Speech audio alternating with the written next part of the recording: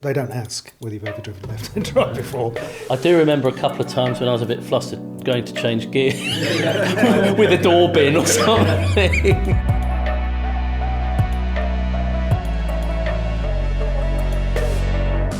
Welcome back to Evo Podcast, which I believe is episode 8. This week I'm joined by John Barker and Dickie Meaden, and in the ejector seat, as Dickie has just christened it, is Henry Catchpole. Welcome, all of you. Thank you very much. Thanks, Stu. What have we been up to since we last were gathered in this lovely room? Where have you been this week, Dickie? Driving Paganis again. Again? So, We are recording these on different days. It's not all in one day, and but yeah, Dickie has been for the last 3 weeks commuting to Pagani. Yeah, the previous visit was we got some of what we needed to get done, but then the weather was appalling and everywhere got flooded, and literally we only just managed to get to the airport and get out before Bologna got flooded. So had to make another trip back. So 2 different Wirers, a BC Roadster and a Codalunga. Cool. Which is like one of 5 and really swoopy, long tail. And the BC's more kind of hardcore, big wings and more conventional looking, or more recognisable as a Wira. So magic. Up in the hills, Futa Pass, Ratacosa Pass.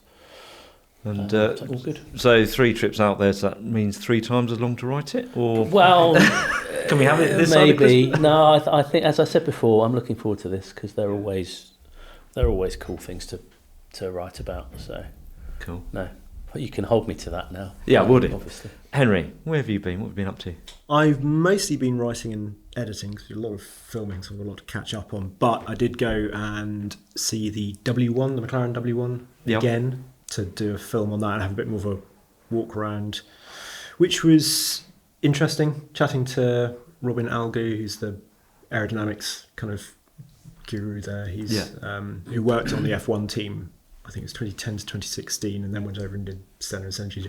And he's one of those people that I could stand and listen to him all day long, because even though aero's not something that I particularly look for in a car, but it's listening to him is absolutely fascinating. So we're talking about the vortexes and why they've done certain things, and he's one of the people that does make you believe in the car. So I still don't think it looks kind of wow enough, but when you start to hear all the reasons they've done it, the knock-on effect and why that's that and all that was good. So that's interesting, because we saw it the first time a month or so ago, a couple of months ago, and just said, so second time round it still doesn't have that wow factor. But did you have a greater appreciation of it perhaps second time round? Because that obviously, that first reveal, there's a lot of people in the room and it's sort of quite a staged event, isn't it?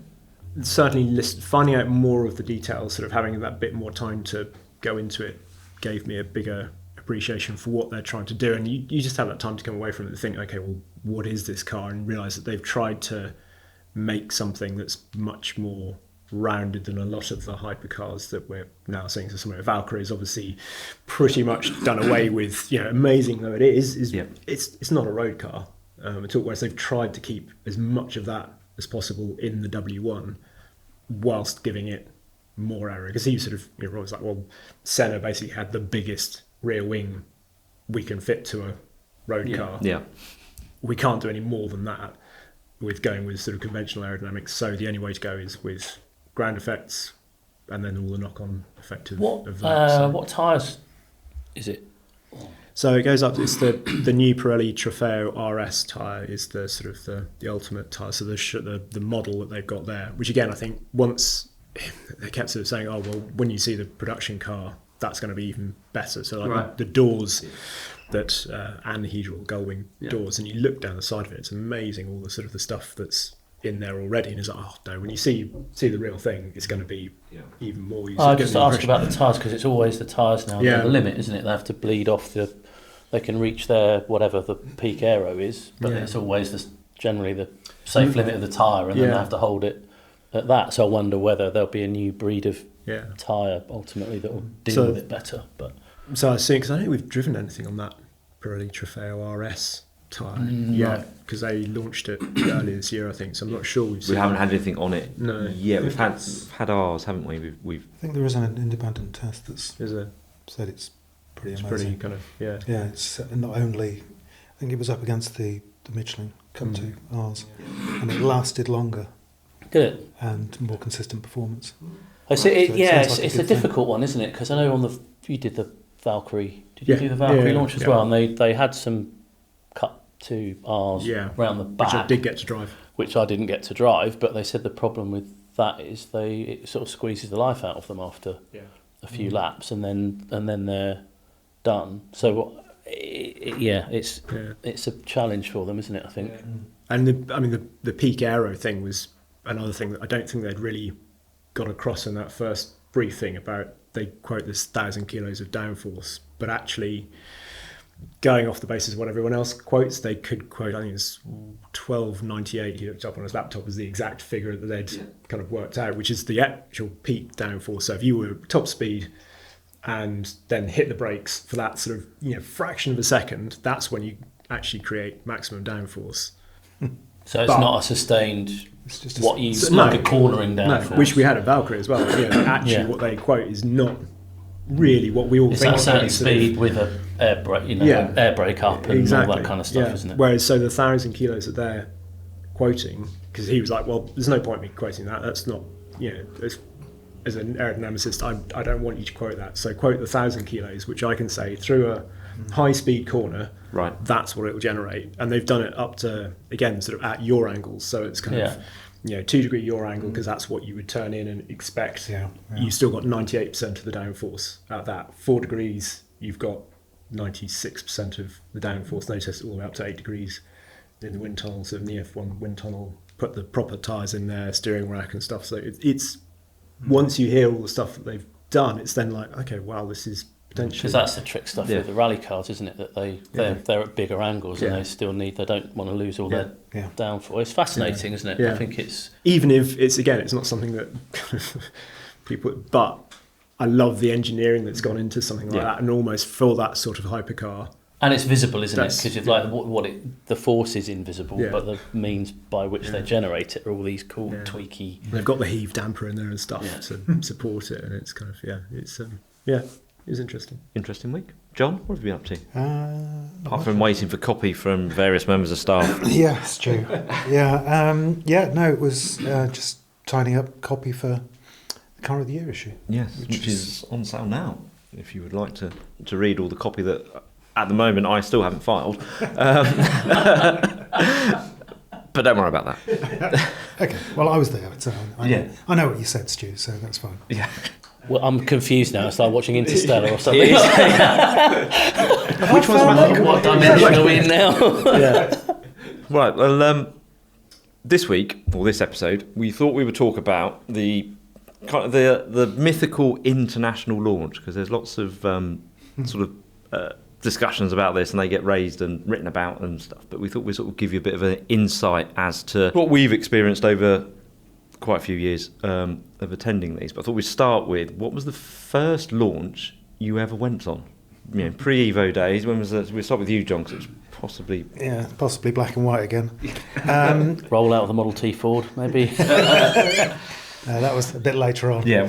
What was that horse like? Oh, it was the Benz, wasn't it? Yeah. Giddy up. The three-wheeler came first. Well, my first launch very first launch was actually in the UK, and it was in West London. It was an Alpha, I think it was a 33 and the 75, and for the UK market they were fitting Zender body kits. This was a thing. Do you remember that? Yeah. That was my very first launch, and like I say, it was in West London. Bizarrely, part of the test route, they took us through Windsor Safari Park, which is now Legoland, and we went through the monkey enclosure. And you think you've just was put that all a test of the body kit? I did think it was quite brave. That was my first one, and I felt like a proper newbie on that. I was about 23, 24, I think. Bumped into Brian LeBown, who was lovely and was always lovely to everybody, and Pete Rebane was the photographer. So they must have been doing it for Performance Car at the time. I was at Motor on the weekly. But my first international launch was the 405, Peugeot 405. Did it take your breath away? It did. Did the fields catch fire when he drove past? Not really, but what I didn't appreciate at the time was how good the press conference was. The PR man there, I think he's sadly no longer with us, a chap called Corrado Provera. I think went on to do some motorsport rallies on the rally side for Peugeot. But we're now used to particularly the German, which is almost like a lecture with slides and everything. Ferrari. Yeah, Ferrari. Yeah, The pre press conference for the press conference with Ferrari. Yeah. And this, we're all in the room, and basically he said, okay, the heater ventilation distribution knob turns all the way around 360 degrees. Now go and drive the car. And that was it. And the car was fantastic. I mean, it was like a Peugeot. It was a bigger version of a 205 or something like that. It had really they were supple agile, and fluid and fun to drive, weren't they? Yeah. So yeah. Do you remember where it was? It was in France, but I can't remember where. I do remember one particular corner. There was another part of the press corps behind, following me, and I came into this corner really quite quickly, and it just went up on its toes and went round the corner, and it was Richard Bremner. I think it might have been a car. He said, yes, he said, I don't think I've seen a car go so sideways with no opposite lock-on before. So that was my first international and my first cover story, because they launched everything at the same time. So there was, I think the MI16 was there, and the 1.6 GL. Blimey. Yeah, and the hot one was really good, as we know. Yeah. So yeah, that was my first international. Henry, yours would have been on Evo. It was on Evo, yes. It was the Smart 4.4 Brabus. Oh, these boys really spoiled you, didn't they? Yeah. They had starting off gently, complete faith in my ability to judge cars at that point. And that was down in South France, flew into Nice, as you did for so many launches at that sort of point. Because I was thinking through the years, you sometimes it's Portugal you'll go to a lot, then it's Spain, and there seems to be a sort of a trend for sort of. But Nice was definitely. We went up to Sospel through all the amazing sort of Monte Carlo rally stages up there. Car, I distinctly remember the smell of brakes coming down through the hairpins with that car. But I couldn't believe. Looking back now, it was a pretty small launch. I think we flew in and out in the day actually. But at the lunch stop, sort of the fact that there was this restaurant in the middle of nowhere, and that they had taken it over and put up some branding there and stuff like that. And I just didn't know what to do. I was like, this is amazing. How much money must it cost them to get a couple of posters really up there? Yeah. But now you sort of think, well, all the things people do, but it was staggering just to sort of see the money involved in this. I mean, it was probably the time when we probably were flying out business class at that point. So again, I hadn't sort of. I know, yeah. You mean the jet was busy?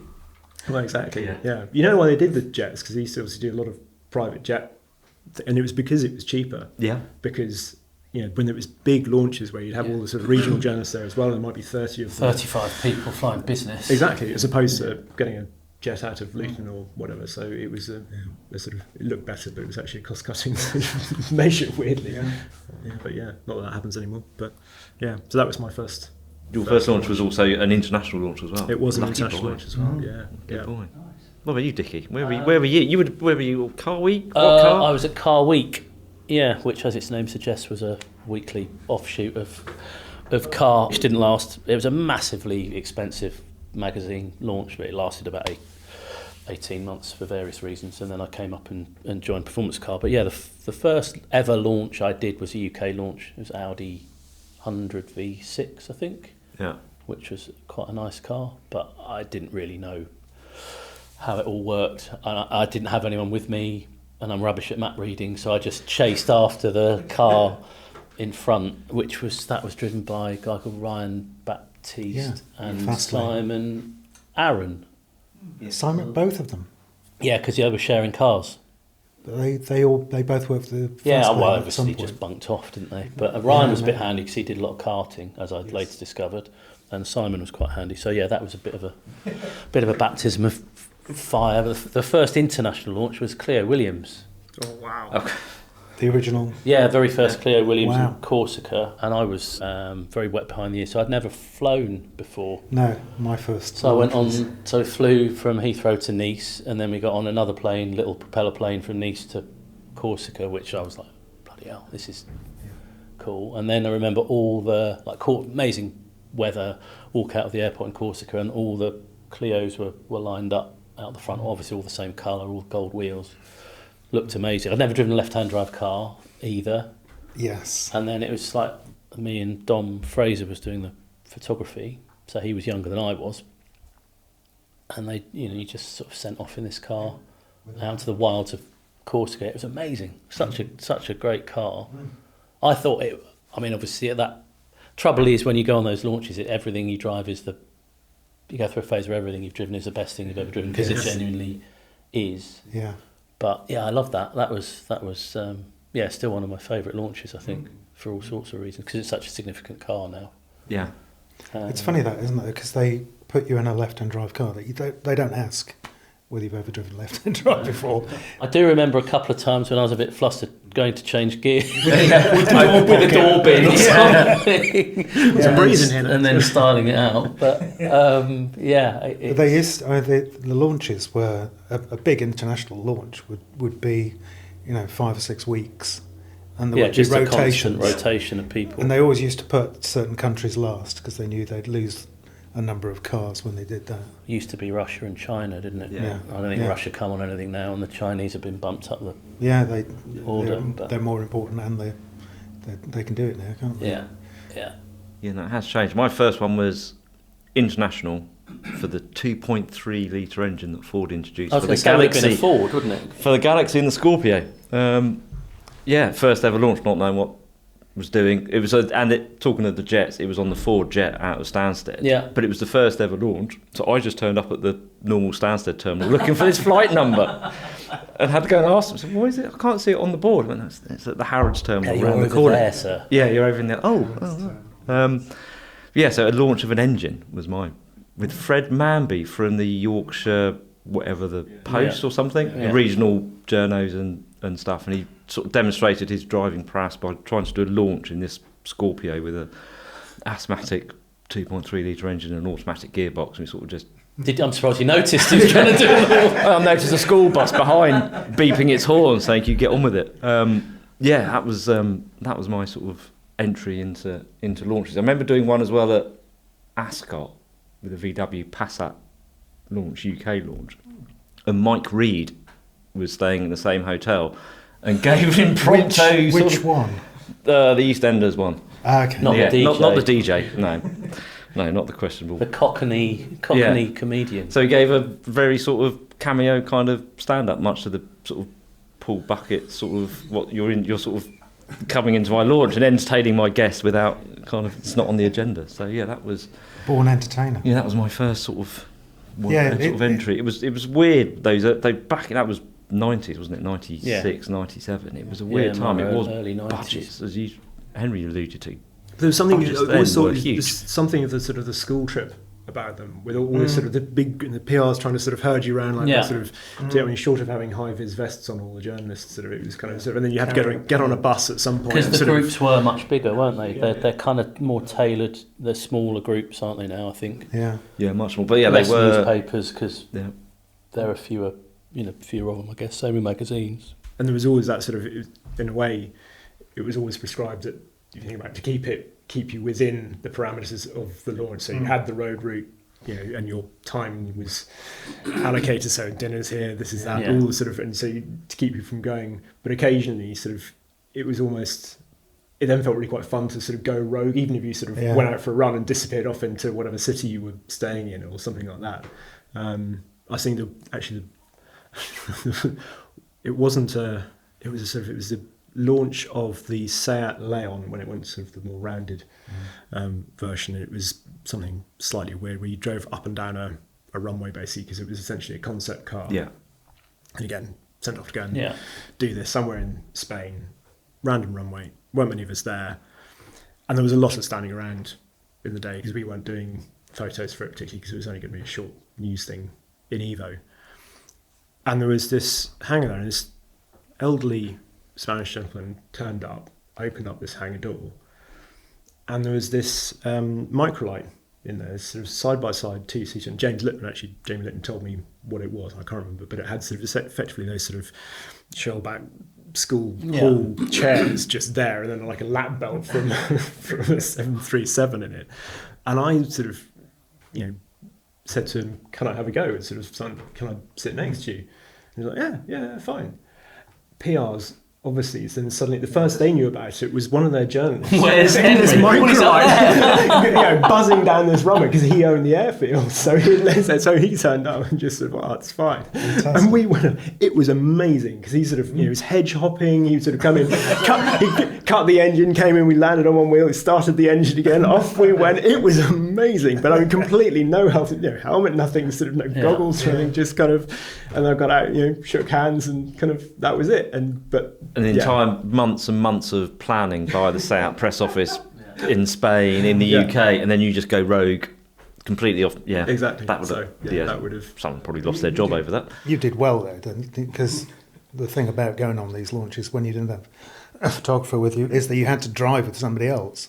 Oh, it's always like roulette. It was Russian roulette. Who you'd get? Yeah. You'd try and form alliances with people at the airport. Just people less likely to kill you. And then it'd be like school, wouldn't it, where you'd picked for a sort of playground football team, and then you'd see the people that no one wanted to drive with, and they'd end up together. Yeah, perfect. But the thing was was always dangerous car in the country at any given time, I should think. Always drive second as well, because that was unsure of somebody. Always put them in first, because the last thing you want is to drive quickly. And then for them to get in and think, well, I've got to drive that quickly as well. And then And also it tends to be, and it always has, isn't it? The first part of the route is always the motorway to the interesting bit. Generally, yes. So always let you take the first bit. When I was still quite a fresh young journalist, I went on an Audi 90 launch, and the alliance I formed was with Tim Holmes, who was from Fastlane, which is a sister magazine to Motor. And it was in the middle of Germany somewhere, and they said, before we go, this is route directions. We are here. The Nürburgring is here. Don't go there. So about an hour and a half later, there I am having my first ticket into the first lap at the Nürburgring in the fog. And I do remember thinking, Christ, this is. How do you remember all this? All the corners look the same, especially with fog. So, but that was. I think the pairings thing, when you pair up with somebody that's more dangerous than. I've got in so many scrapes with Colin Goodwin. Yes. Sharing cars because we just drive inappropriately and Ford. And to Henry's point about the size of launches, I remember that, and it's an inverse, isn't it? The worse the car, the more lavish the more extreme the launch. The Ford Probe, they did a launch where they took us, that was when I was on Car Week again, flew to Detroit to look around the factory, because it was a shared production with Mazda, I think, MX-6 and Probe. So we did that. I'd never been to Detroit, and it was in the winter, so it was super cold. We went to test track, drove some other stuff. I think they had some Lincoln Mark 8s and all sorts of things. The test track had been cleared, but there was snow, and we just kept burying them crashing them into the snow, and they'd have to drag, and they had a sense of humour failure.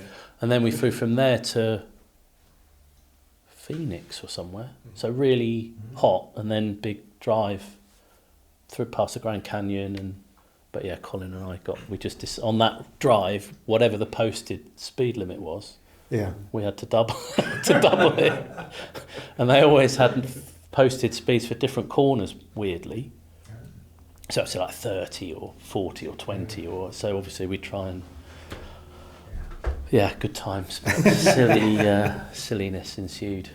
But the locations were much more exotic when I started as well. We did one launch, another Peugeot launch, which went to Jordan, and I rode a horse down there. Wow, I hope there's some photos of this somewhere. I don't know if there are, but there's to get to the famous treasury, which is carved out of the pink rock.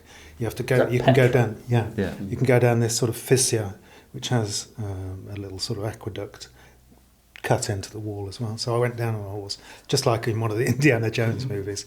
And then we were on a boat, and then it went south. We ended up in Sharm el Sheikh in Egypt. Wow. How long were we out there for? A month? No, I think it was about 3 days. Did you at any point drive a car, or was it? Yeah, it was the 106 GTI and the 306 Cabrio. So both good cars. I was racking my brains about a Peugeot launch, and that might have been the one. I'm sure, because Brett or Simi or someone told me, but Peugeot had paid for the road to be resurfaced, which was not unheard of in those days. I don't know whether it was in France or Germany or it'd be. This car feels great. Yeah. Smooth, very smooth. Almost like the road's been resurfaced. Yeah. I think I've used that line before, and it had.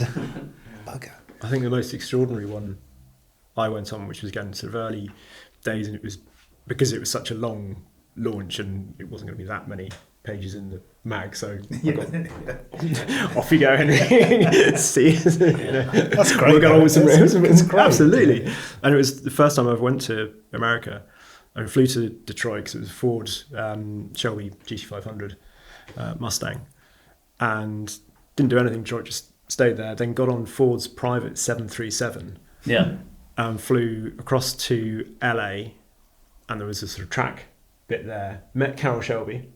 Had a chat to him. I still got the business card that he gave me. Oh, on cool. That day, so it's like, this is just meeting Carroll. This is extraordinary. Got back on the plane, flew up to San Francisco. Oh, you didn't do anything in LA? Just we did drive the car around. We did probably two laps around there, I should think.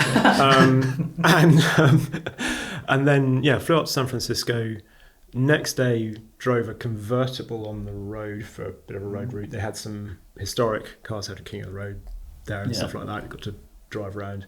Amazing hotel. And then that evening, there was a gala sort of charity auction and dinner, full black tie, so I had to take all that over with me. Wow.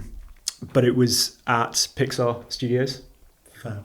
And it was the world first showing of Cars. You came back with some merch. Because I found the tub of like the stuff that I had still got from that the other day, and it was extraordinary. You got goodie bags, and of course you sit there and sort of being paid square root of now fall anyway, and sort of all these people are bidding thousands and thousands of pounds for so desperately sort of thing. But we then, most of them, it's I don't know how many people in this room, but hundreds of people there, and they all went off to watch Cars the movie, and it was, you got T-shirts saying I went to the world's first showing of Cars, so it was pre-premiere. And then 8 of us that were on this launch went into the sort of edit screen, where so it's like a cinema, smallish sort of cinema, but with the full edit desk sort of in the very centre of it. And John Lasseter, who was who just sold Pixar to Disney as well, I think at that point, and it was very personal to him, that film, and he came and gave us a talk about it, and then we watched it, and I fell asleep because I was so jet lagged. I was so jet lagged, but it was just dark room, kind of just sitting there. And then the ultimate insult to John Lasseter. I was just trying not to nod off. And then following morning, I got up, and I think Chris Chilton had to fly home early, so I went into San Francisco and did the full Steve McQueen sort of inner Mustang, sort of doing the photos, helping the photographer from Car Magazine. So. Do that because I thought it was great, and then flew home. So it's like I remember being in the 70s looking at what's the Grand Canyon down there, and just thinking this is for your first time in America. It's brilliant. Age, they say, and that's 20s. When I started, I can't remember who it was. They said in this job you will see the whole world out of season because you're always going lovely places, but when all the tourists aren't there, and you'll see them from a plane, a bus window, and a hotel room for maybe 3 or 4 hours. It totally ruins you though, doesn't it? For like in your normal life when you go on holiday or something. Because I'd spent my when you have to pay for stuff. My 20s, and you go to Nice and you'd be staying in the Negresco or something. on the room. Have you got a suite? And it's got 3 sofas over there, and there's a swimming pool on the balcony. It's ridiculous, but you're in it for such a short period of time, and the time has got shorter as the years have gone on. Because I don't know whether is it like, you probably know this, Stu, is it like a sort of corporate compliance thing now? So blags, which we'll come on to later, but you never get a blag now. And I think almost the launches now are so compressed, aren't they? Yeah. It's it sounds like get the violin out, but it's all business now, isn't it? Yeah, There's yeah, very it's- little in the way of seeing these extra things that you'd never get to see unless you were part of that group. And I don't know whether they're seen as a benefit in kind Yeah, to, it's all to attendees. it's all the blags and everything is all down to bribery and corruption act. There's a value on what you can give someone and all that sort of stuff. It has to be connected to the. If And you it get has- something, yeah. it has to be so a model car is okay because that's Well, I would, like an aid I would memoir. have liked one for every launch that I went on with 124th with where it was and what year, because that would. Porsche always used to do that. They You did. get a lot of, and the pencils, obviously Porsche pencils, team. yeah. And they used to do a little lapel badge as well. Yeah. I think. I And think then those little mementos are great. You don't need the lavish kind of ridiculous. the Nokia what for flip me. phone and all the other stuff used to hit. Escort Cosworth, I think, is a friend. His dad worked in the Ford PR team when that was launched, and everyone got a laptop on the Escort Cosworth. I think there was an Alpha. So you could launch where retune your own car. I think there was an Alpha. There might have been Alpha 7. Was Alpha 75 Car of the Year or something? International Car of the Year, or it won. Can't remember that. It's all in the sort of mists of time. But they did like a world tour with this particular car, and I think everyone who attended the launch, they were given this really early, earliest Olivetti laptop. Maybe They the were then Alpha they were then 6. expected to write write a the copy on. how they were Yeah. going to send it pre-internet. I have no idea. Probably I have give it no a 3.5 idea. inch floppy disk as well with it pre-written on there for. Yeah. But given Yeah, I remember hearing that. But no, it's all. I mean, they are condensed because budgets, particularly post-pandemic. What used to be, launches would go on for 3 months. They're now 6 weeks, if not shorter, and it's fly in, get the violins out. It's fly in, transfer to the hotel. You'll have a couple of hours to file some copy or do a voiceover or watch a film that you need to edit. Down for a briefing and a press conference, dinner, up in the morning, drive the car, lunch, do your photography after lunch, And then off to the and airport, then don't I? race back to the airport to try not to miss the flight. And it's as condensed as possible, which is, magazine teams are much smaller now, so you don't want people out of the office for so long. You can't spend the time away, can But 'Cause you we're- do, from an editorial point of view, we always want to push for more time, because the more time we can have, and if we can bring Aston or Andy Morgan or one of our own photographers, we can get more content, we can give them more coverage. And Henry has to, don't know how the film guys do it. We're getting back into film, but we've kind of ignored launches because you just don't have the time to do it. And I get it from a manufacturer's point of view of we need to get as many people through as possible, but their resource has been scrutinised and looked at. But you do have to look at, well, what's the output?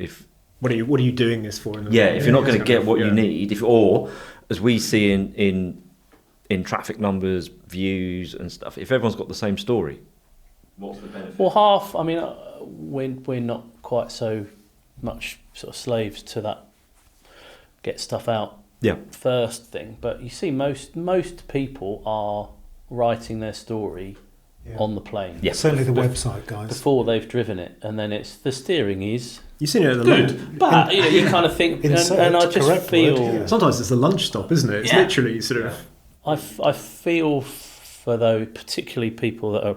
I know everyone's effectively on a daily, aren't they? Because everyone can upload stuff to a website, assuming there isn't an embargo to. Well, that's why embargoes. Obey, There's more and more embargoes coming in, because we have fed back to say this is ridiculous, because you're getting people writing it on the way out there and then just leaving a gap, and they're getting their elbows out. I need to drive it first, and they will drive it. And at the first opportunity to do a driver change, if they think they've driven it enough, right, you can drive now, and they will be writing their driving impressions in the passenger seat. Either tethering to their phones, we've seen it when they've tethered to their phone just to get the copy back, because they know the competitor is in the car behind doing the same, and you just think. I think the worst example of that I've ever experienced was the 918 Spider launch, and we drove the car on track in Valencia, and then we were due to drive it on the road in the afternoon. And given it's a road car, not a track car, you think the road stuff would, and you drive it in hybrid mode or EV mode and all the rest of it. I can remember being in the car, driving it on the road, looked at my phone, and there was just had a feed from a rival automotive title, and the first drive of the car was already up. Was up because the person who was driving the car had decided not to do the road bit, so they could stay back and that ride doesn't the test. that Which doesn't is nuts, do isn't the it? manufacturer any good, does it? It doesn't and it serve the certainly reader, doesn't do the readers any good. and either. it's a horrible thing to have to do when you're the journalist. So it's an odd. They can be very odd things. Yes, they can. Be. When they're a really good launch is a really special thing, though, isn't it? Well, we know what we want to get out of it, don't we? You want to have plenty of time in the car. Yeah. You want to be in front of the right people to ask your questions to, and just enough time to. Well, get they're your always photo there at done. the dinner in the evening, Yes. aren't they? Yeah. Engineers and things, and that's when now a lot of people are upstairs writing their. Well, that's story. actually it has actually changed, and there was a point, particularly when obviously the internet was, and everyone's we've got to be first, and there were no embargoes, and engineers, designers, execs, board members They're all who sat there with no one to talk to. sat there because presumably. journalists are upstairs filing copies, so they embargoes are now much better, and there's more time because you do want to speak to the right people, and if they've made the effort to put the right people there, you want to get the right story and you want to ask the right questions. So it has changed particularly again post pandemic of putting embargoes on because the launches are more compact, but they need to get more people through, so you have to make it fairer. But yeah, I never understood why you would run upstairs to write your copy and ignore not being able to speak to a designer, engineer. I think it's one of the amazing things about launches, isn't it? That you to get to, I mentioned Cal Shelby, but sort of, you meet someone, they always bring along an ambassador racing. You meet Walter Roll, wow, this is kind of like, that's just amazing. We had, I'm sure they won't mind us saying, we had Jeremy Townsend, who's comms director for Stellantis, and Jim Holder, who's comms director for Renault UK, come into the office to talk to our team about, this is not how to conduct yourself on a launch, but this is how to get the most out of it. And Jeremy tells a great story on the Meaden. I'll probably get this wrong.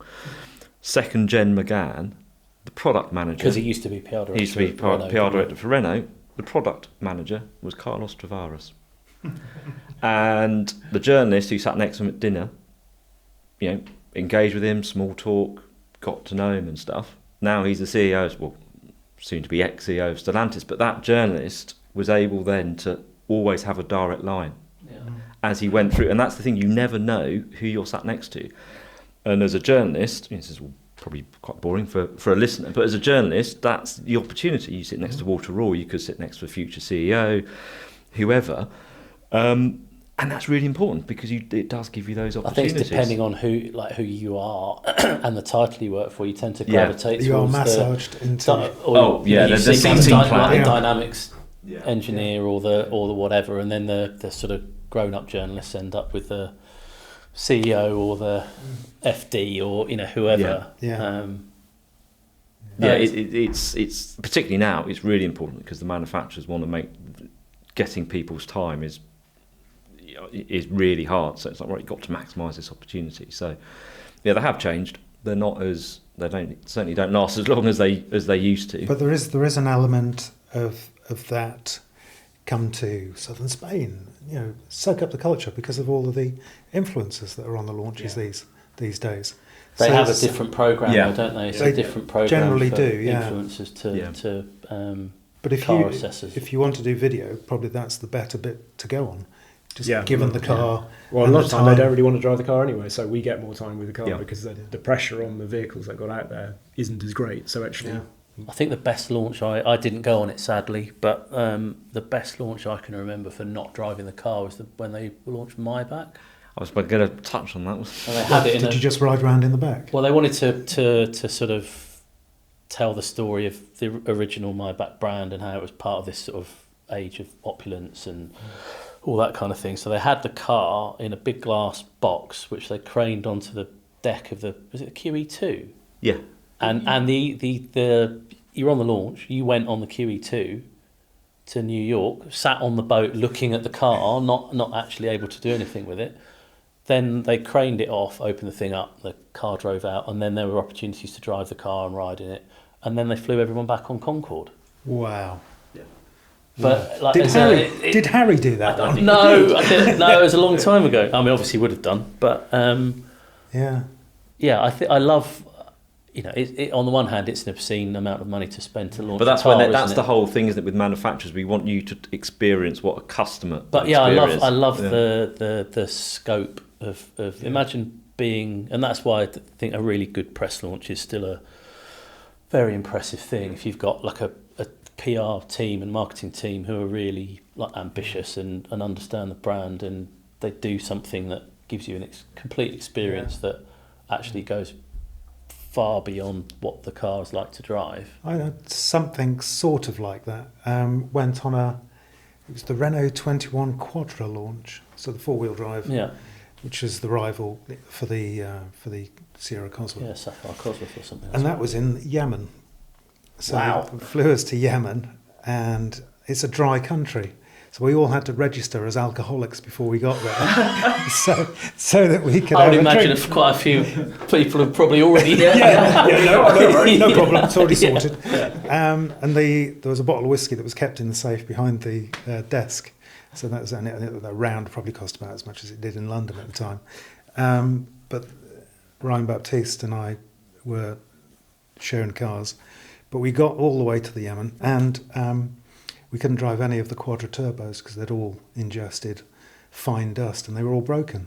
So we went to the Yemen for 3 days and didn't drive the car. Absolutely smashed. No, couldn't afford it. Obviously not. But it was the Sheraton in Sana'a. Yeah, but that was the proper experience. That's got to be the most bizarre launch destination, hasn't it? It was weird. So a launch where you didn't drive the car sounds like a good place to have a break, and then we can come back and talk about Evo's best launches, I think. Okay. Or good and bad, maybe. Yeah. Some of the ones that maybe went awry. So we will see you in a moment. Go and have a Biscoff biscuit with some chutney. Lime pickle, mate. That's the latest one. Lime pickle. I want to see you eat one of those, John, when we come back after the break.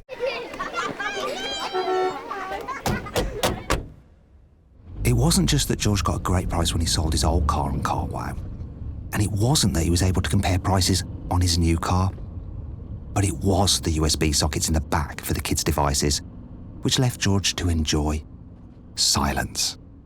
That made this car change life-changing. Car change? CarWow. Visit carwow.com/verify for details. T's and C's apply. Welcome back. You've just watched John Barker eat a Biscoff biscuit with some lime pickle. Oh, God. Hopefully you're not having breakfast. Good, is it? Good. Yeah, maybe you can suggest it on the next launch as a hors d'oeuvre or something. Savoury and sweet. Yeah. Nice interplay. Good. Well, while you're digesting that, do you need us to go and get you a bucket? No? Okay. Right, we're back on talking about launches, international launches, UK launches. We're going to sort of focus a bit more on the ones that Evo has attended over the last 25 years and what these guys have been up to doing that. Is there a memorable one that sticks out that you've all covered for Evo? I'll start with you, Dickie, because you're looking at me as if you've got... John and I were sort of accomplices in this. The thing with launches is there's always an opportunity to bend the rules a little bit. So it doesn't happen so often now, but there was a period where everyone would try and do comparison tests on launches, and the sort of absolute no was attempting to do it on a Ferrari launch, wasn't it? So consequently, we all tried to do it on the same Ferrari launch, which was a 360 Modena, wasn't it? So John was invited. So he flew out with a launch party, and then at least 2 UK journalists from different publications set off from the UK in Porsche GB press cars and drove to Italy and sort of lurked somewhere where they maybe wouldn't be seen, and then we'd have to kind of rendezvous and get the photos and driving impressions, and then John would have to get back before anyone saw us, or we kind of overran on the launch schedule. So, in fact, we you got caught, didn't you? Come on. Well, no, we didn't. Let me finish. Your Honour. So, Your Honour. We were supposed to go back at lunchtime to have an audience with Montezemolo. Yeah. We skipped that. which was a no-no. The other magazine that bought 911 didn't skip that, so they were in the good books. And we thought we got away with it. I think Rich Newton was the photographer. Yeah, Rich was the photographer. And so we got a good shoot in the bag, proper driving, very happy. Stood waiting for the bus at Fiorano, waiting for the bus to take us back to the airport. Got away with it. And this voice came from just behind me. Said, I hope you haven't done what I've been told you've done. And that was Tim Watson, the PR man for Ferrari. Dear Tim. And I said, oh, and the fact was, 2 issues before it had been on the cover. As a single car. As a single car. Yeah. With lavish feature we'd done already. I said, look, Tim, we couldn't just put it on the cover again. We had to do something different. And I was jabbering away, just waiting for the bus to come. Please, bus. And at that moment, Huguette, who was the UK PR, came up to Tim and said, Tim, there's a call for you. And he said, not now, because he's focused on me. Not now. The white heat of Tim's stare. And she said, no, you really need to take this call, Tim. So the heat was off me. And the call was from Colin Goodwin to explain that they'd just crashed their 911 into the back of their 360. And I saw Huguette a couple of months later, I think it was at Silverstone or somewhere. I said, cool, that was a bit of a moment. She said, yeah, it was amazing, wasn't it? It said, there was all this shit heading for your fan, and then it went the other way. Yeah, that is the best example of that, isn't it, I think? Yeah, well done, Colin. Thanks for that. To your point of trying to do, we just bemoaned earlier, didn't we? People going up to the hotel room to file their copy as quickly as possible. But there was a phase where we had to get the group test before anyone else and driving as many cars as possible down to a launch all over Europe. Or just grab as much time as you could with the one car you had. So Peter Newton was another scary PR man, wasn't he? So I can remember doing it. Alpha 156 GTA launch on Sicily. And he was quite punchy, wasn't he, when he wanted to make a point. So he said, you absolutely have to get the car back. You can only have it for this long. And we were like, all right, okay, knowing that we didn't have another car to test it with, but we were just going to disappear, and the phones were ringing. We switched the phones off. He went nuts, absolutely nuts, because we kept it for the whole day, pretty much. But then he was the PR man who would book himself in business class and everyone else to fly economy. I quite like that style.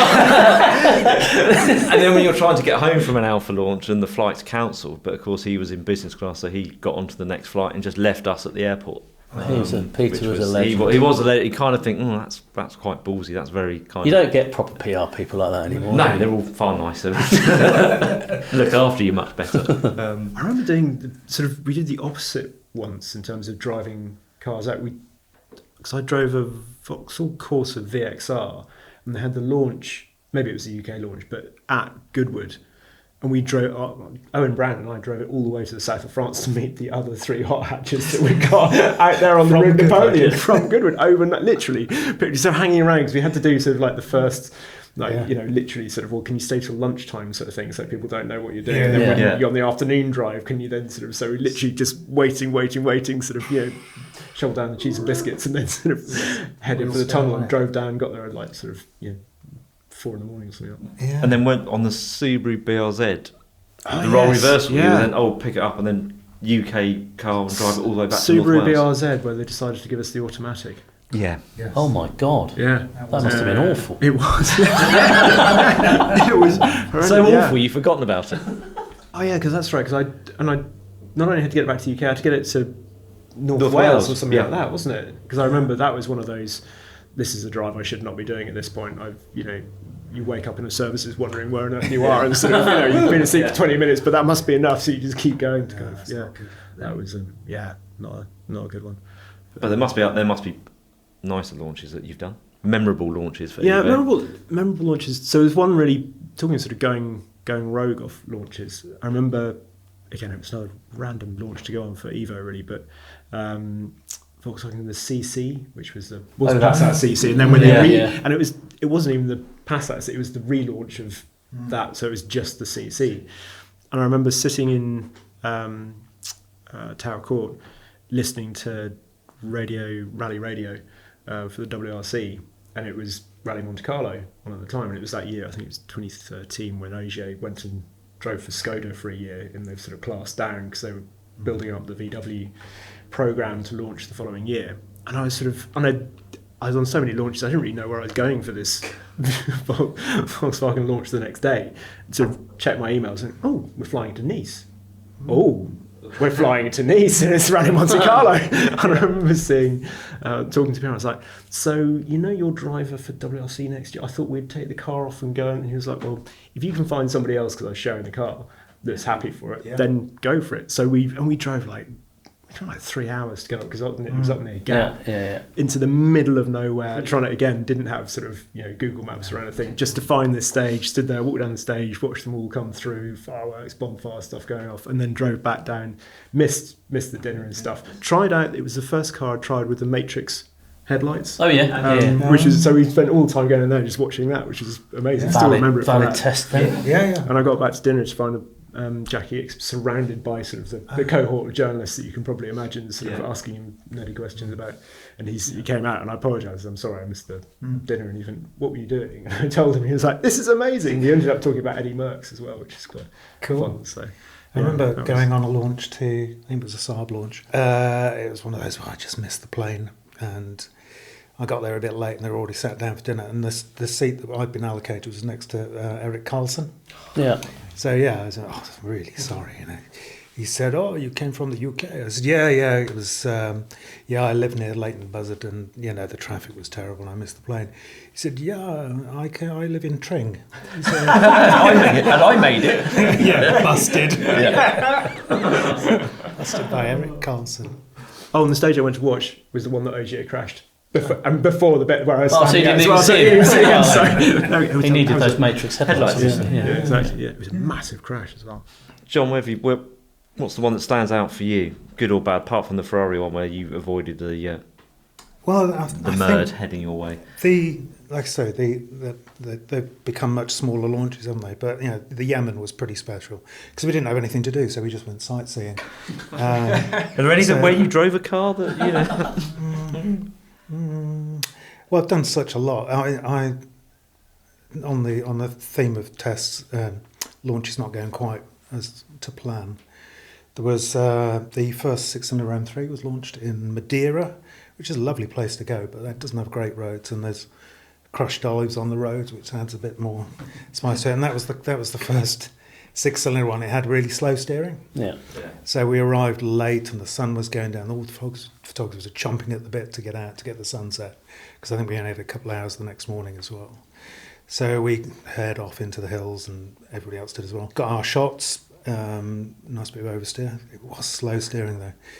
Got back to the hotel to find Fast Lane magazine, trying to get another car, because on the first pass it had got away from him and he'd put it in a ditch. Yeah, that was a good launch actually. The key rival has done the dirty. I think the best launch for driving and showing off a vehicle was sort of, I did write it for Evo, was the new Defender. And it's launch that it kind of sticks in my mind because it was the last thing I did before COVID. And so I had a lot of time to think about that particular trip because we didn't go anywhere. But it was to Namibia.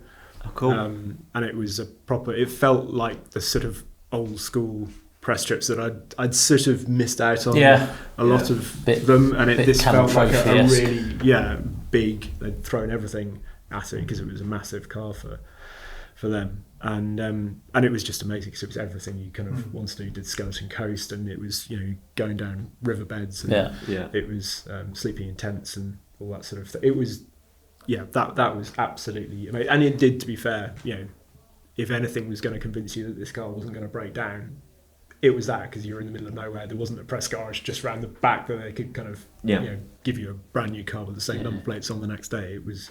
Was it 4 seasons in one day? Was that the one? Because they were very good at launches, Range Rover and Land Rover.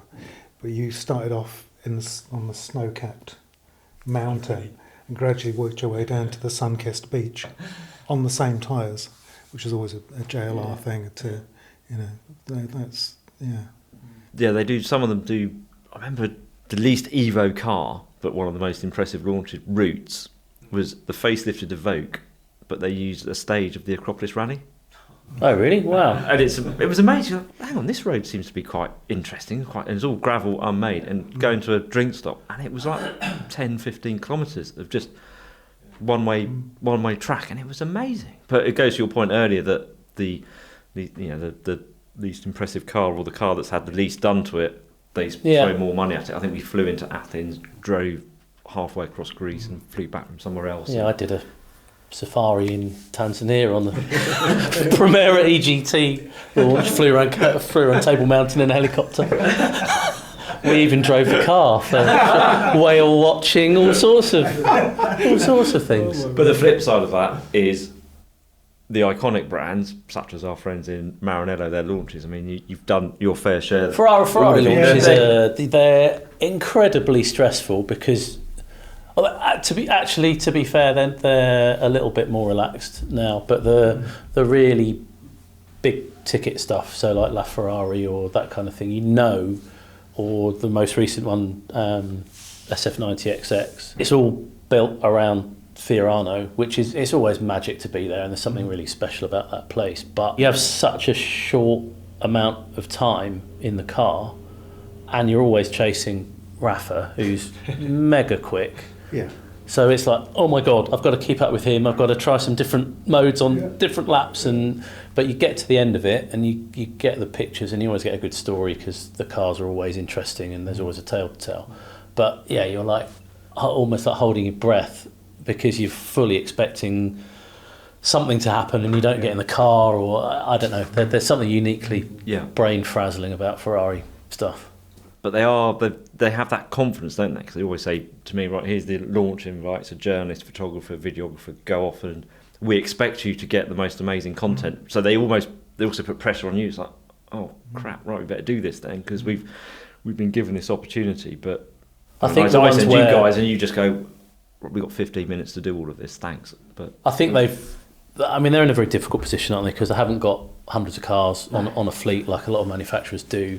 And the nature of the cars they build, you need to experience them on a track. But if you have a track element, then it eats into half the day, and then you can't get far enough out of Maranello to do meaningful road mileage. So I think they almost divide the driving experience up now. So you get the first taste of it at Fiorano, and then you go back and do something on the road. But I'm trying to think of another.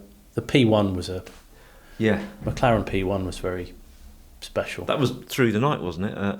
We went to Abu Dhabi to drive the car on the track at night, so it's lit like it's for the Grand Prix. So it's really spectacular place to be. But again, there was a sort of building pressure because you look around the car and you sort of did a bit of the technical briefing stuff during the day, knowing that you had to do the driving, get the video shot in quite a narrow, it's like 4 hours probably, which sounds like a long time, but it's not if you're trying to get enough footage together that you can actually make it look like you're driving full laps and doing pieces to camera. And they only had one car? Two cars, but there was...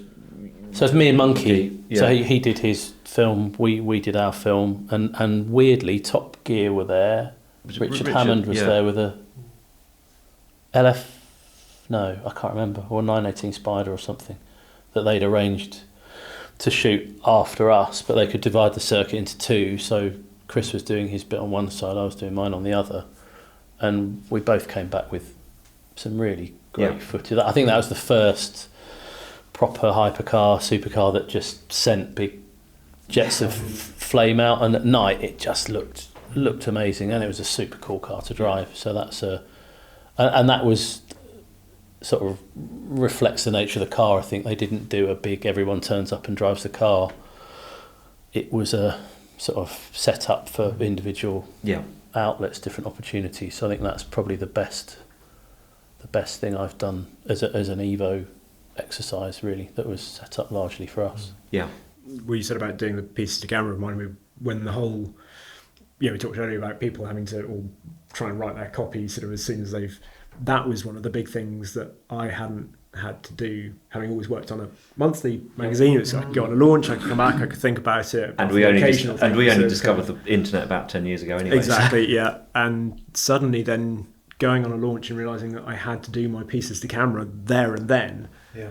And I quickly worked out that actually, obviously, voiceover can cover a multitude of sins. Because it's you literally do have your time first to, impressions of the car half the time, isn't it? And I'm always trying to sort of, and then the trouble is on a launch, I'll always try and leave my pieces to camera until the very last thing you do. So at least I've had a chance to drive it as much as possible. But then you've got the stress of that puts more pressure on getting that exactly, done. As happens on sort of occasion, you go and do your pieces to camera, get back, and the camera hasn't recorded, or the sound is all wrong, or something's you going to do. So then you're looking at, well, can we get back for this?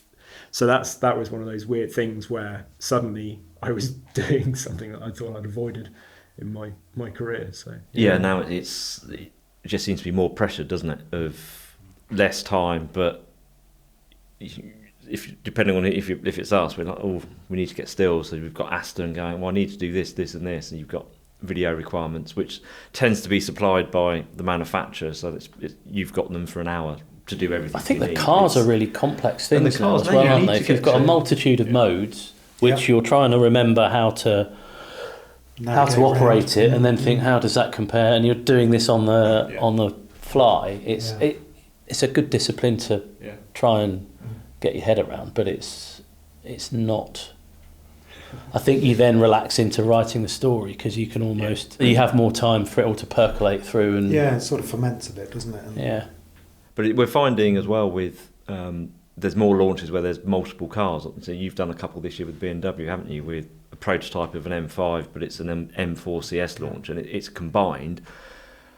Which you think, well, that's great because you get two bits of content and maximising the time, but you don't have enough time with either car, really, sometimes, do you? You're having to make that decision and not be vague on the verdict, but sometimes you don't actually get what you need.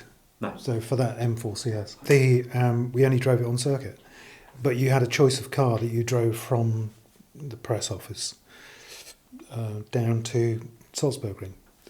So I picked the M3 CS, which turns out is pretty much the same thing. So at least I could talk about how it all felt on the road and add the bit with the track. But the BMW actually came unstuck a bit on the M5 launch when we drove the car proper on the road, because most of the people that went there hadn't been to the track bit. Yeah. So they had and German roads are almost too good, so you don't get that much feel for the ride. And you don't really want to go pushing such a big heavy car on the road. You've had the track element if you choose to send the central. It's almost like they need to insist the person does the first element does the going back second, to Ferrari, which is what we try and do, isn't it? And Ferrari are very good at, if it's an XX car or something, they do want someone with experience of either previous generations or they've got we're fortunate with the guys we have on the team who've got the experience of driving everything, so we don't tend to come up against that. I think on the V12 they requested that it was people who'd driven 812 beforehand and had experience of front engine V12 Ferraris, which makes sense from their point of view, because how can you compare it otherwise? So but I think Jethro, people might remember, you might remember him, he upset someone in our company once because he quite rightly pointed out that he was sharing a car with someone and it was their first ever launch and they were in a derivative facelifted car and they'd never driven the predecessor or any of its competitors. And not only are you doing a disservice to the reader, but also that person who's gone on that launch and driven that car, because you're just lost. Well, what are you comparing it to? What are you looking for? So we do. I think we have as media outlets to make sure we're sending the right people. We always, John did all the prototype stuff for the M5, so it makes sense to do the launch. And I think you have to do that. Otherwise, it's from the very good point on the driver modes. They're so complex. You need, James did the A290 prototype drive, and he did the international launch. So you've got that sort of in your memory bank and you've spoken to engineers and stuff. So you do know. You did 918 LaFerrari and I did all three. That was really very cool to drive the three. But everyone was so obsessed, rightly so, how they compared. I think it made a difference to be able to go from one to the other and absolutely. The other great thing about launch is probably something for another podcast, but what we wouldn't have done as a magazine is go off and hire some of the big circuits that we've all driven because we get to go there on a launch, Yeah. and they sort of, a lot of the time it has ended up being the same circuits and the Yes. particular circuits trying to kind of reinvigorate Yes, I think business we've- model. So you get yeah. the kind of, so you go to Portimao an awful lot for a couple of years and then it'll be somewhere else. But I mean, stuff like Estoril, I remember going there for the first time. Thinking, Estoril, wow, yeah. that's what a cool circuit. Yeah, So yeah. you just wouldn't get the chance to drive it if it Yeah. wasn't for those launches. Yeah, you do get. I think Toyota have used Harama, haven't they, for a lot of the GR Yes. models, which is great. And actually, it's quite going back to the same circuit. Okay, there's always a period of time, but Yeah, if it Alpine is- did the 110R there. yeah, Honda used Estoril for Civic Type R. I think Arana is similar to one of their circuits that they've got that they use for development as well. yeah. So it is, as you say, you go and get. We are very fortunate. We get to drive circuits that we never do. Sometimes it's there again, and you're sat in the briefing. Have anyone driven here before? And everyone's hand goes up. It's like, yes, I was here last week with with manufacturer X. But there's also the launches that the Ferrari 360 launch that went awry, more so for our friends at Haymarket than for us. But over the years, sort of those sticky conversations off the back of launches that we've had with PRs. There's one that's around the DB9 that sticks to mind. A great launch review and then a group test, wasn't it? that was after That the was launch post, was great, wasn't it? wasn't it? That was. Was that route Napoleon? It was or cold. The route was Col d'Avance. Yeah. And I remember we stayed in a hotel near Tourette's. It was fucking brilliant. You won't. Shit. Ding. trying to get that in But for yeah, weeks. that's the launch drive for that was great because we had loads of time in the car. The launches that give you free rein are the best. Porsche used to be good at that as well. They're a bit more prescriptive now on what you do and where you go. But yeah, the Aston launch was a good one, and you do drive some incredible roads, which then inform where we maybe like to take stuff for drive stories and stuff. Yeah. Pikes Peak, that's the first time I ever went to Pikes Peak, was Cayenne Turbo, first gen Cayenne Turbo. They launched, Of course, did a launch drive there where they closed. They'd got a load of former Pikes Peak champions there as instructors. They took the whole road over first thing in the morning. So it was I think we flew to Denver. Yeah. And then it was by the nature of the way they had to use the road, it was 2 or 3 days, I think, because the road opened at sunrise and then they had to get us off the mountain for 9 o'clock when it opened as a toll road. And it's presumably pre-full tarmac. Yeah, so it was tarmac at the start and then went to dirt and then back to tarmac and then went to dirt again. And that's how I ended up doing Pikes Peaks because I stayed in touch with Paul Dallenbach. Yeah. So I said, I really want to come back here, and I was foolish and younger. And yeah, a few years later, I managed to race, do the event for a couple of years. But that was an awesome event. Well, I've never done anything quite like that. I think Jeff Zwart arranged it actually, so he's got very strong connections with Porsche and with Pikes Peak, so he'd sort of put the two together. But yeah, I've never known any manufacturer go quite to those lengths. I mean, it's a bit of a weird one you got a good idea of what the Cayenne's like because we did some road driving as well in the afternoons. But yeah, bold thing to do. Yeah, very, isn't it? I mean, because Cayenne Turbo S was in Dubai. Yes, I did. Turbo S was with Malky Griffiths, and I think we managed to. Typical photographer, you just do it one more time. So of course you do it one more time, the tyre comes off. So someone has to come out and put the tyre back on in the middle of the desert. Well, you think it's the middle of the desert, but actually the motorway is just next alongside. Well, just give it one more. Right, that's back on. Can you try that again? Tyre comes off. And then you sort of 3 or 4 times. It's like, I don't think it's going to happen. Can we just go home, Malky? This is getting silly. But yeah, all those they don't sort of happen anymore, do they? They are. We can't expect to be flying around the world for days on end to take over Pikes Peak or Nürburgring or wherever it is. Yeah, and the Blags are getting the Blags, yes, the famous and less, Blags. aren't they? Come on, John. What's in the bag? What's in the blag? Blag in the bag? Well, before you open that, what's the What's the car? no? Go around the table? What's the blag that sits on your desk or in a drawer that you can't bear to throw away? Mine is a lovely brass model of a Saab. Okay. Which is a lovely paperweight, and it's just a gorgeous shape thing, very simple shape of a Saab 900, which is very nice. What's cluttering up your... Everything, because Lot. I've kept everything. I've literally kept everything. It's all kind of, all the models are, and I know this because I've just gone through kind of, and it's all, you know, all there. stuff, yeah, every cap I've got pretty much, all the Porsche pencils, every pen that I've kind of... Joe must be so pleased at the I know, house. yeah. Just have multiple Ferrari It's all- notepads and Yeah. Porsche pencil cases. Exactly. Oh, the Porsche pencils were legendary, weren't they? I mean, Yeah. journalists never got through so many. I need all 5 of those. They did guarantee you went to the press conference though, because everyone was hoovering up tins of Tins of pencils. Porsche pencils, Blags. Random ones. There was a Mercedes. I think you said this. You went to Mercedes launch. You got Yeah. S-Class Coupe, I think it was. I think I got an SL.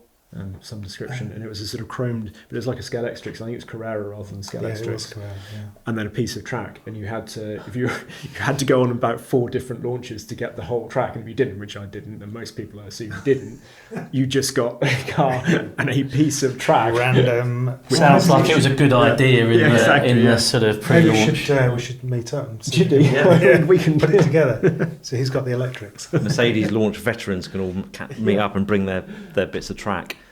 Well, you must have stuff lurking in your... Well, we used to have a box of assorted launch booze gifts that you'd sort of rummage through when you'd run out of anything in the house. So you'd come back with a weird bottle of Calvados or Grappa or something that was like paint stripper that had been in the bottle for 10 years or something. I always liked the model cars I remember I was hugely envious. Brett Fraser went on the Fiat Coupe launch, and they famously had that big fuel filler, didn't Like it? aluminium. Yeah, big sort of old Flip-top. school 60s race car type thing, and that was sort of set on this Perspex plinth with the.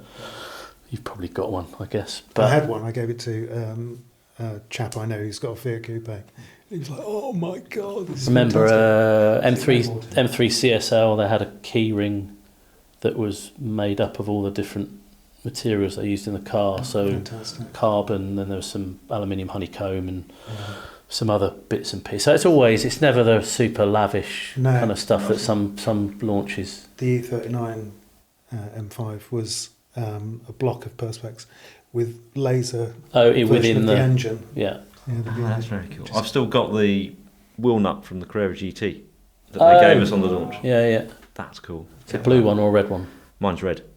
Yours blue? Titanium. Is it titanium? I didn't. Titanium, Yeah, I don't. that might be in a. I'll have Be to in have a a rummage box. for that. That'll be in Yeah. a box somewhere. It will. It came in a lovely little sort of display box with a bit of foam and a Perspex lid and stuff. It's very cool. That was interesting. That was at that airbase in Berlin. East Germany, wasn't East it? Germany, yeah. On a Sunday, wasn't it? And we went to do high-speed runs, but a journalist the day before had gone from... We went into the wrong gear and blew an engine up at quite a high speed. Yeah. Did he go from fifth to fourth or something? Something, fifth to second, Or fifth wasn't to it? second. Yeah. It's a notoriously sloppy box, isn't it? Yeah. It's like a 205 GTI, it's just like a wand in a bucket. Yeah, it had an odd vibe to that launch, didn't it? Yeah, there was it no was booze the night before at dinner. No Remember drink. that? No drink. And it was on the airbase and then on the road through the really straight roads through the forest, wasn't it? And everyone was trying to do filming. Clarkson was there doing stuff for Top Gear. I actually had a car with Ken Gibson from The Sun. Yeah, they had some slalom stuff. Yeah, and slalom bit. Walter was doing yeah, he was. embarrassing us all. Yeah, as he was doing the did. sort of Gymkhana stuff, wasn't Yeah. he? Always, and then always, like he does on lap, always checking his watch. I'm sure he just does it. He's not actually looking at it. Just, It's just, the guys, they love this. But Yeah. yeah, that was the black was the wheel nut from the car. well, I must have that. You must somewhere. have that somewhere in a box. Come on then, John. Get your. This is. Let's end on a low note. I mean, this. I've had some weird stuff on launches. Obviously, this is a great piece of podcast for those listening in the car. So what it is, it's like a sort of cloth bag. And this Man was bag. from the Drawstring bag with a leather lace leather, and an and the embossed logo is. Ferrari. Yeah. So this was the horse. California launch. Yeah, the first California. Great car. Not in California. Not gonna be good then. Oh, Oh, it's still wow. got the packaging. You haven't. Look at this. Look at that. So, and it has a It's got a strap. strap. So it is a brown Wow. leather cap. It looks like a baseball glove that's been turned into a cap. Yeah, Yeah. very much. Go on and try it on. No way. Go on. Go This has on. never been worn. It's all right. They're all listening anyway. They can't see. It's up on eBay at the moment. So yeah, but it has the strap, which Wow, doesn't look at say it. much about the aerodynamics. Does Never it? seen a baseball hat with a strap underneath It's it. fantastic. And what's the bit on the back? There's like a little pouch Little on the. cap. What does Or is that that to do? put the strap off into the... yeah, keep it there we out go. of the Oh way. yeah, good thinking, Henry. So you've So got you one as go. well. So that's the probably amazing. the I bet there aren't many of those. I bet they aren't. So yeah, you'll be So on if you're a eBay. California owner and you would like a cap, Yes, you know where to please find get John. in touch. Please get in touch. Send your bids Check to eBay John listing. Bart. Yeah. That would pay for the Capri. That was the other thing, wasn't it? It was you'd sometimes get into the room and check eBay, and already the blag is on the eBay for sale. Just prior to filing their copy, they'd put their flag on it. Yes. That all, for a while, that was the first thing you did, wasn't it? You'd go to your room, and there'd be a bag, and you'd like be, what's the blag? What's the blag? You'd be Is this looking the black? for it. No, that's the coffee machine for the ring. There's always a story of somebody walking out with a television thinking it was Yeah, a the claiming they thought it fridge. was the... I think they're all apocryphal tales, aren't they? But they're quite funny. They are.